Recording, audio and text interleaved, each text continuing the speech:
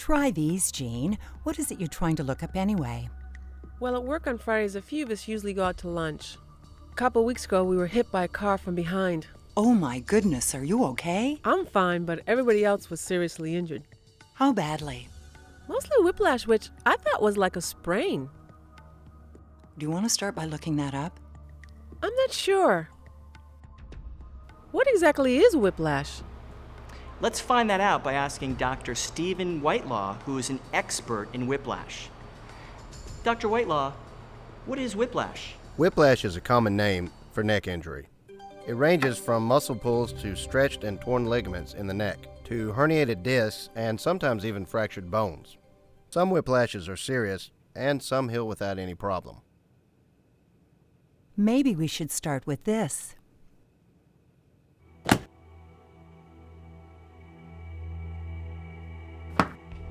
Marion, I don't need a medical degree. I just want to know. What happens to your body in a car crash? First, let's start with your anatomy. Your head weighs approximately 12 pounds, and it's all sitting on top of your neck. It's sort of like a bowling ball on a pencil. So when you get hit from behind in a relatively low-speed crash, the car starts to move out from underneath you, but your head stays still for a fraction of a second. There are basically 4 different phases that your body goes through. In phase 1, the car gets knocked from underneath you. During phase 2, you ride back into the car seat. In phase 3, your body is thrown forward like a diver coming off a diving board. You come flying off the back of your seat. And in phase 4, your head flexes forward as your chest is stopped by the seat belt. What happened to the car that hit you? It was totaled, but he was fine. Why didn't he get hurt? The driver of the car that hits the other one rarely gets hurt because of a few things. First, our necks handle forward stopping without a problem. We can jump, climb, run, all sorts of activities, and the neck is designed for these types of forces. But the neck can't handle being hit from behind nearly as well. So the bad driver usually knows they're about to hit something, and they can brace with their arms. Was the car you were in totaled?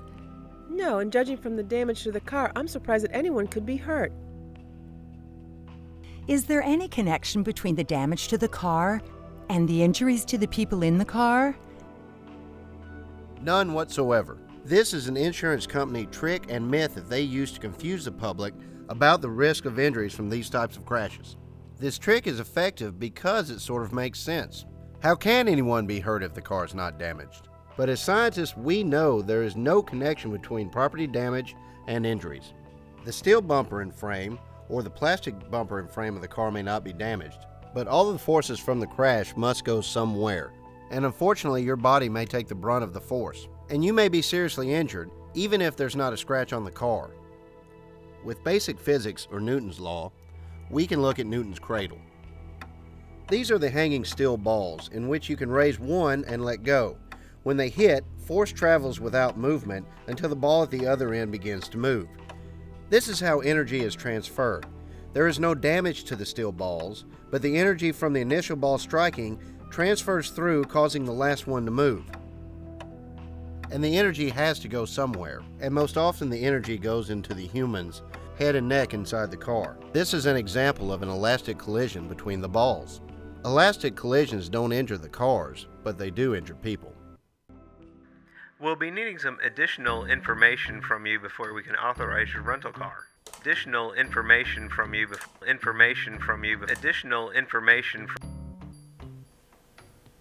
What more information does he want? He wants to come over to our house. Why don't we go over to his house? Dad, settle down. Your blood pressure. I don't want to do anything. That's gonna cost us a fortune. How can we help protect our finances when we deal with the claims adjuster? What mistakes should we watch out for? Let's ask Mr. Derek Sams. The most common mistakes I see are not going to the doctor or emergency room right away. Some people are more worried about their car than their health. Many people lose witnesses or other valuable evidence they may need. Some people don't photograph their car before it's fixed. Too often, they give a recorded statement to the insurance adjuster without help from a lawyer. Many people feel pressured by the insurance company and they settle their claim too fast for too little money. And what about this adjuster guy? Adjusters are trained professionals who have access to your personal and confidential information. They hire investigators to spy on you and your family. I know this because I used to work for an insurance company for over 7 years. I have handled all types of injury claims. First, I can't get them on the phone. Now I can't get them to leave me alone. Soon after the crash, be ready for an insurance adjuster to call. The adjuster will have lots of questions and will want you to give them all sorts of information. They may even offer to settle the case with you right away. As well they should. Settling your case right away is probably a bad idea. The adjuster who calls you probably knows more about your injuries than you do. The insurance adjuster would love to settle your claim right away, before your injuries get worse, and before you see a good doctor. If they can settle with you early, they can save the company tons of money. They may offer you a quick $500 if you sign a release today. Once you sign a release, your claim is over. You can never go back and get more money, no matter what happens. I haven't even been able to get to see a doctor. Now they want me to give a recorded statement. For what? The adjuster will insist that you give them a recorded statement and really pressure you. Most people fall for this and give a statement hoping the insurance company will finally fix their car or start paying their medical bills. So innocently, they give a recorded statement. I was run into. Now my back hurts. I might as well make a recording stating so, right? They use your statement to trap you. If you make a simple mistake or you say you don't know some fact or detail about the crash, they will use this against you later. If you make a statement before you know all the facts, it will hurt you later. They may be able to place some blame or fault for the crash on you, which may cost you tens of thousands of dollars. The insurance company never takes a recorded statement to help you. They only want to help themselves save money at your expense. Dad, you haven't even seen a doctor yet? I don't even know what kind of doctor to go to. Find a doctor who treats accident victims. All too often, people have serious injuries, but their family doctor is not equipped to handle accident injuries. See an accident doctor such as orthopedic surgeons, neurologists, neurosurgeons, chiropractors, physiatrists, physical therapists. These doctors treat motor vehicle injuries every day. They know what types of tests to order and what treatment is best for you. Sounds complicated. The insurance company, they already got one they're pushing on me. They may pressure you to see an insurance company doctor who they claim is independent, but the doctor only works for them. This doctor's only job is to say that you are not hurt, so the insurance company can cut off your treatment and lost wages. The so-called independent doctor literally may have been paid over $1 million to keep saying that people are not hurt when they really are. And you should probably get an attorney. The wreck wasn't my fault. And wouldn't an attorney just cost me more money? There are studies that show that people who have attorneys recover significantly more than those who don't have attorneys. How's that? Attorneys know how to find out critical information, such as what the policy limits are, what kind of medical reports are needed to make a recovery. They know if you have to give a recorded statement or not. Also, an attorney has leverage that no one else has. That is the power to file a lawsuit and let a jury decide what is fair compensation for your losses. If you've been injured in a car crash, call right now and speak to an attorney, one who has experience in handling car crashes. Pick up the phone and call us now. Don't wait. Time is not on your side. Call and speak to a lawyer now. If you can't come to us, we'll come to you. Call now. Don't make a mistake. Don't wait another minute. Call and get help now. Do you feel like you're getting the runaround? Call a lawyer and get answers. Find out your rights. Don't wait another second. Call now. From a legal standpoint, what should we do if we were in a crash? Let's ask the Honorable Retired Circuit Judge, Edward Ward. Judge Ward, what should we do after a crash? One of the first things you should do is to find a doctor who is a physician who has had experience in this particular type of injury that you've encountered and suffered, and you have to be sure that once you identify that doctor and begin to treat with that doctor, that you keep all appointments. You certainly do not want to have any gap in the appointments with your doctor, because the insurance companies will pick up on that in a heartbeat, and they will say to you, well, look, you must not be hurt very seriously because you haven't been going to a doctor. Remember, Jack, the day of the wreck? What was I supposed to do? We was just in a multiple car collision. Of course we was late for the meeting. We all thought it was crazy. But turns out 3 out of the 4 of us in that car are hurt. Now just finishing this report is a problem. By the way, thanks for helping. No problem. How's your arm? Oh, it's not just my arm anymore. It's my hand. It's going numb.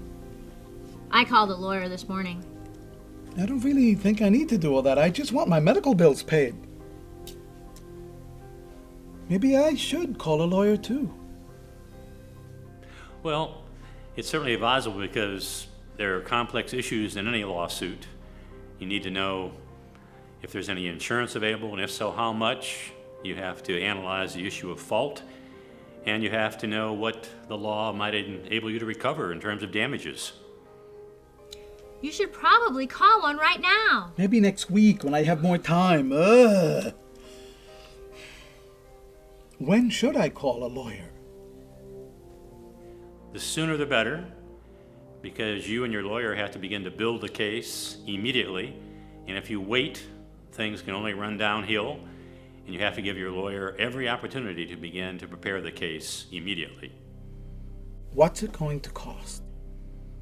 Well, it shouldn't cost you anything right up front, because you need to try to find a lawyer who specializes in this type of case and who handles your case on what is called a contingency fee basis, which means the lawyer is not going to get paid at all unless the verdict is returned in your favor. We've half a dozen big projects going. I don't have time for all of this. Do all cases even go to trial? No, not at all. Most cases are settled before trial. In fact, a lot of cases are settled before the suit is even filed. How much time do I have before it's too late? Well, that really varies from state to state, but roughly between 1 year and 5 years. These are called statutes of limitation, and it depends on where your suit is filed or will be filed, and it depends on the type of case, whether it's a medical malpractice case or a personal injury case. But you don't want to wait, because time is not your friend. Time is your enemy, and time is really the essence in these matters. Why should I hire a lawyer rather than settle the case myself? And if I do decide to hire a lawyer, how do I find a good trial lawyer who will take my case all the way and not just settle for a fast buck? The good lawyers are the ones who are really focused on this type of case. They're experts. They've tried a lot of cases. They're very familiar with how to pick a jury. And they also know the science and the medicine involved in your particular injury. And they can take a very complex, difficult subject, and they have the ability to explain this matter to the jury in very understandable terms. What are some of the things we should watch out for? So we don't make mistakes that could cost us tens of thousands of dollars. Well, immediately in the aftermath of an accident is a very emotional time, and you may be asked to sign a release. You certainly don't want to do that, and you may have somebody put a microphone in front of you, a recorder, and they want to record a statement. You don't want to do that. You don't do anything like that without consulting with your attorney. By all means, don't wait to consult with a lawyer and to also consult with a doctor, because time is an enemy in these matters. You must move with dispatch. Time is really of the essence. Well, there you have it, from top experts in the field. Go to the emergency department right away, follow up with a specialist, save any evidence you can, call a lawyer right away, don't give any recorded statements, and don't sign any papers without help from a lawyer. We hope you and your family are safe, secure, and now informed about hidden damage in car crashes.